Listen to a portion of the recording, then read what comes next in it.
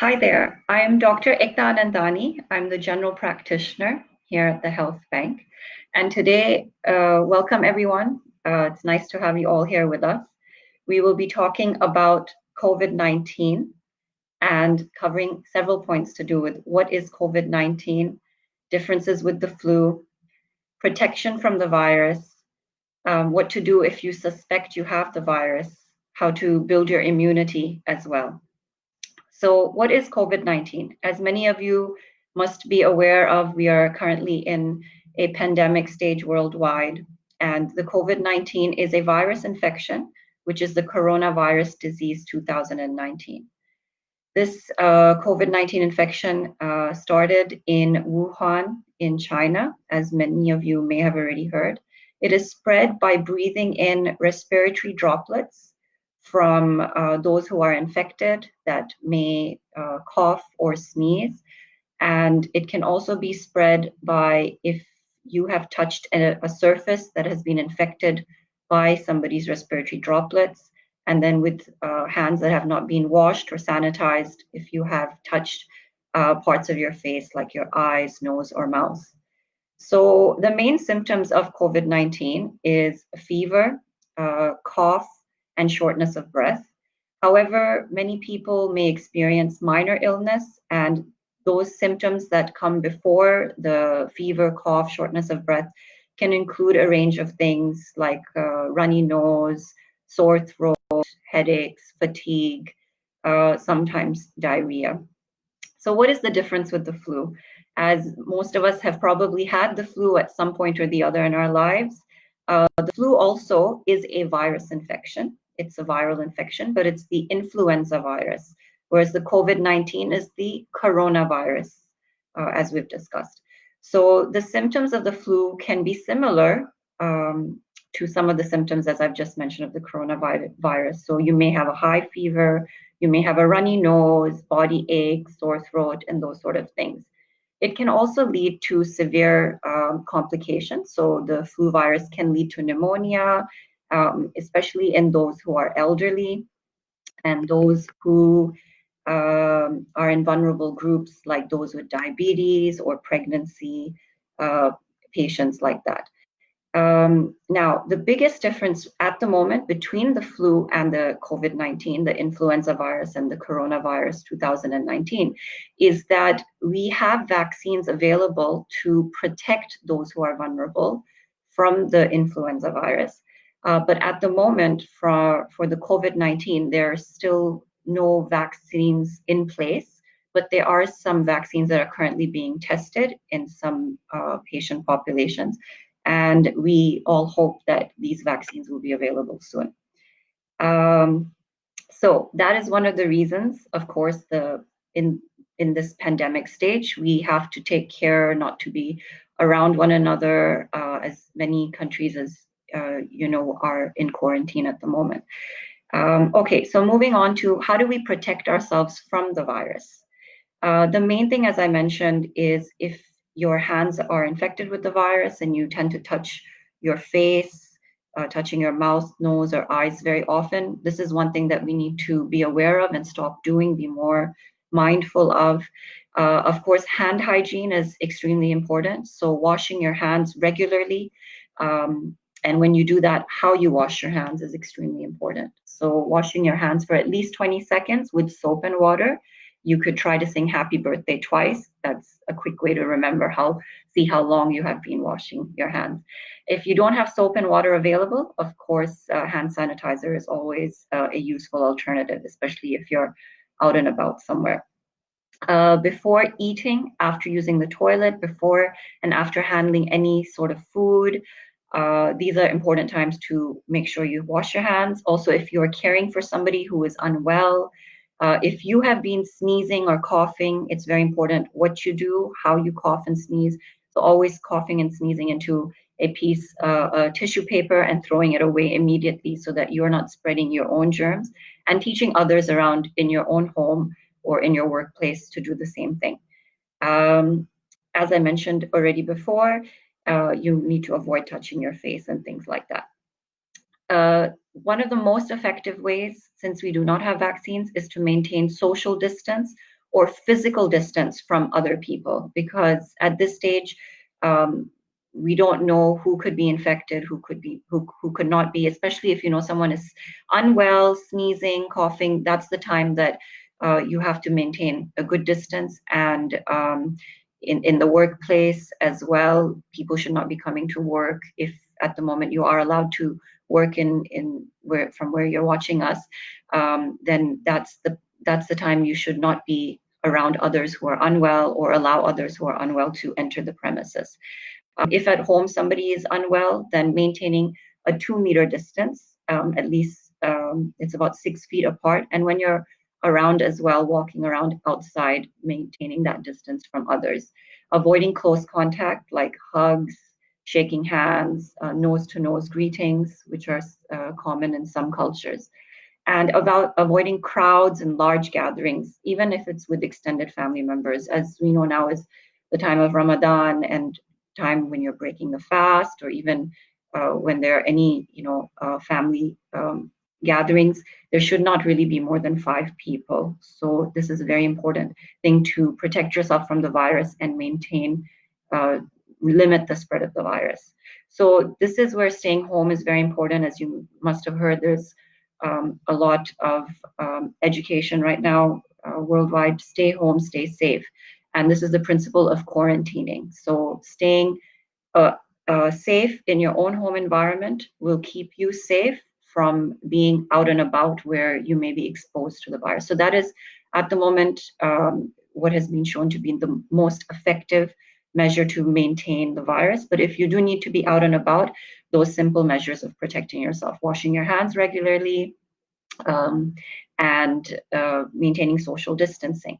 Now, where does the use of mask and gloves comes in? This is very important. If you are out and about, um, as you may have heard around the world now, we've all been advised to wear masks when we are out and about, outdoors. And the reason for this is because as you wear the mask, it will protect you from breathing in. As I mentioned before, the virus spreads from, or you can get infected by breathing in the droplets from somebody else that has the virus. So if you are wearing the mask, there's a barrier. The mask is the barrier between you and someone else that you may come in contact with. So you will not breathe in what is the infected uh, air particles. And in case you have the virus, you're carrying it, you're not aware, you haven't started to show symptoms yet, you will not be emitting those droplets out into the atmosphere around you where others can breathe it and be infected by it. So in a way, the mask is also very important to protect you from the virus when you are out and about, especially in crowded places, or when you will be having any sort of contact or in physical proximity of others. So how should you wear your mask effectively? I would like to reiterate, you must follow the guidelines by the government. So if they're saying to use the mask when you leave your home, then it is important to do that. How do you wear the mask effectively? Very important to cover the nose and the mouth area. So whether you are buying a medical mask or you are going to create a cloth covering of your own by sewing together pieces of cloth, when you do that, the important thing is that you should have a nice seal around your nose and your mouth area. Um, as long as you're doing that, then that area is safe from being able to breathe um, particles around you. Having said that, I would still recommend, you must maintain as much distance as possible, at least 2 meters between yourself and others. So once you have covered your nose and your mouth areas, avoiding the gaps between your skin and the outside environment, you should never touch the front of the mask because that is where most of the germs would be. And even when you are removing the mask, when you are back home, for example, you have to take care not to touch the front of the mask. So removing it, usually we have straps behind the ears. So removing it from there, not like this. And as soon as you remove the mask, important to throw it away as well. Put it in a closed rubbish bin and wash your hands again immediately for 20 seconds with soap and water, or sanitize your hands. Gloves are also very useful to protect yourself when you're out and about in places where many other people may have been touching surfaces. For example, if you're using public transport in the bus or in the metro, something like that, there's a lot of crowd going through that area. So they may be touching the same surfaces. So if you have gloves, it keeps your hands safe because you may not be able to continually sanitize your hands while you're out and about or in the supermarkets or markets when you're buying food or items. Wearing gloves is important, especially then. And those are the times when you will be touching surfaces that others are touching very regularly. So wear gloves. When you remove the gloves, this is also important. Remove it. Again, don't try to touch this part of the gloves that is dirty. Remove it from the wrist up, and then the other one, and throw it in the rubbish bin immediately. And again, important to wash your hands. Sanitize your hands or wash them with soap and water after removing your mask and your gloves. Okay, so this is how we would protect ourselves. The biggest protection I think that many of us overlook sometimes is how to just to build your immunity in a general sense, build your health and your overall well-being. And you can, stay home as much as possible. You can obviously apply these measures in place when you do need to be out and in contact with others. But since we probably most of us have more time now if we're working from home or things of the sort, to be building up our physical health and immunity. And how we do that is by taking care of what we eat, how much rest we get. So we should be sleeping at least a minimum of 8 hours at a night. And when we come to talking about food and nutrition, eating more wholesome foods, natural foods like fruits and vegetables that give us a lot of the nutrients that will boost our immunity, and avoiding processed foods like carbohydrates and all sort of like the fast food and outside takeaway food that we get. Exercise is also very important. So even if you need to be indoors, exercising indoors, getting your heartbeat pumping, getting some fresh air if you're able to go out for a walk, all of these things will be useful to build your immunity. Vitamin C is known to improve and boost immunity. So getting that in fruits like citrus fruits like oranges, kiwi fruit, or you can get lemons as well. So having lemon juice, mix some lemon juice with your water first thing in the morning, that's helpful. Or you can get supplements with vitamin C, so 1,000 milligram vitamin C supplements. Vitamin D is another important vitamin to boost your immunity. And as many of us may be staying home more, we may not be getting out in the sun enough, but getting at least 15 to 20 minutes of sunlight, even if it's out in your own garden or in the balcony, opening the windows, getting some sunlight will help to build up your body's vitamin D, or you can buy supplements to boost your vitamin D levels. So these are important things to do with your immunity. Now, of course, we have to think about what to do in case by any chance we are exposed to the virus, and if we are worried about if we have been infected with this COVID-19 coronavirus. So how we need to educate ourselves on this. So how do you actually get the virus? I've explained how you can contract it, obviously through breathing the infected droplets or touching surfaces that have been touched by those that were infected, and then touching your face, as I mentioned.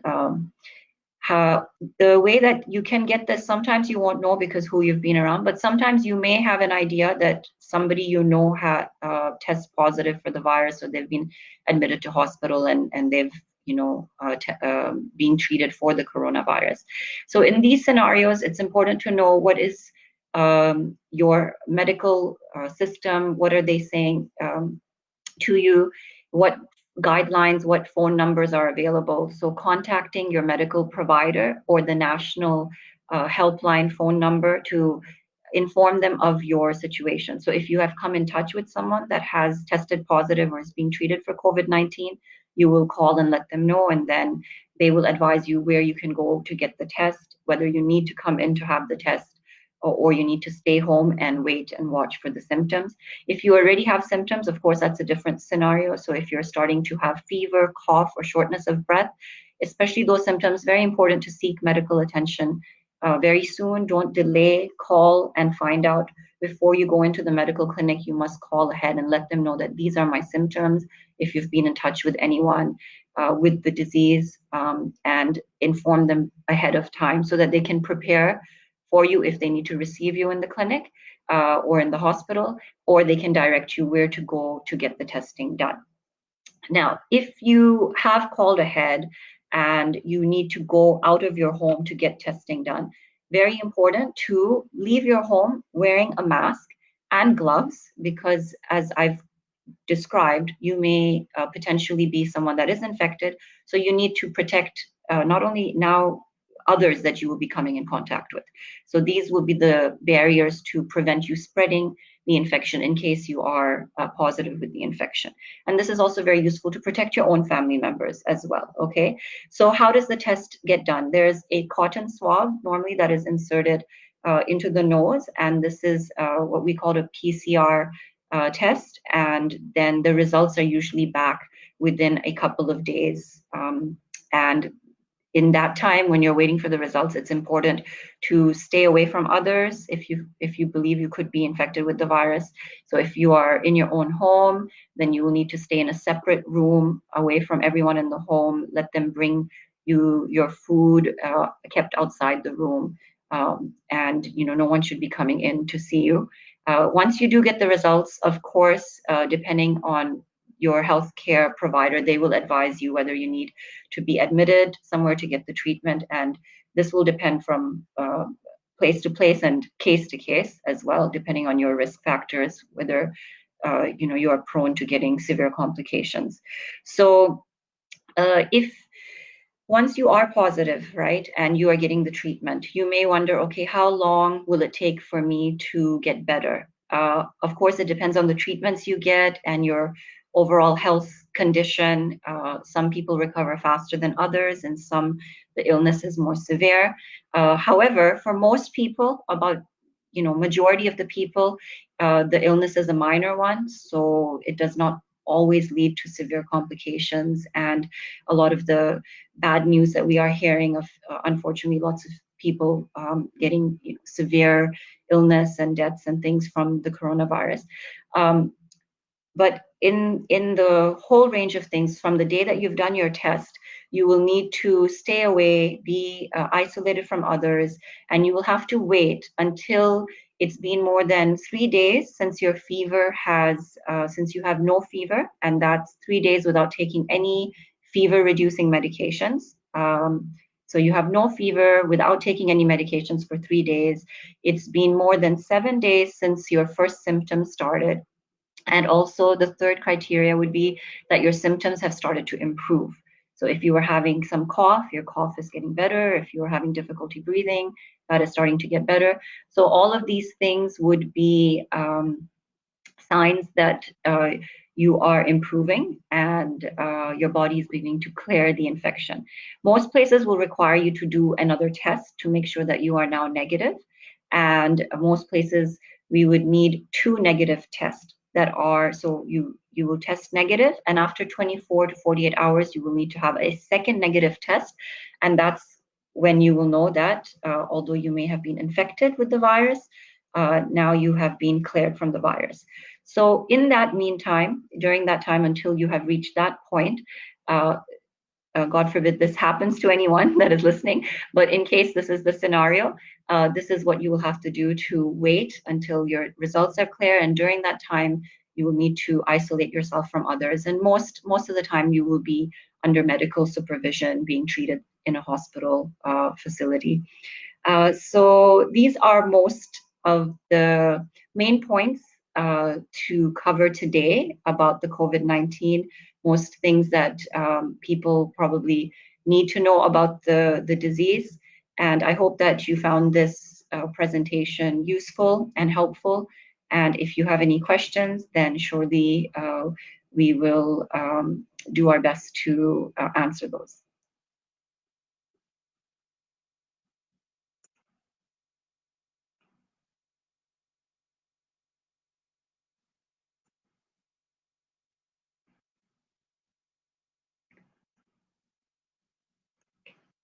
All right, so thank you very much for joining us today. And please feel free to send us your questions. You can comment in the video section or send us your comments. Thank you.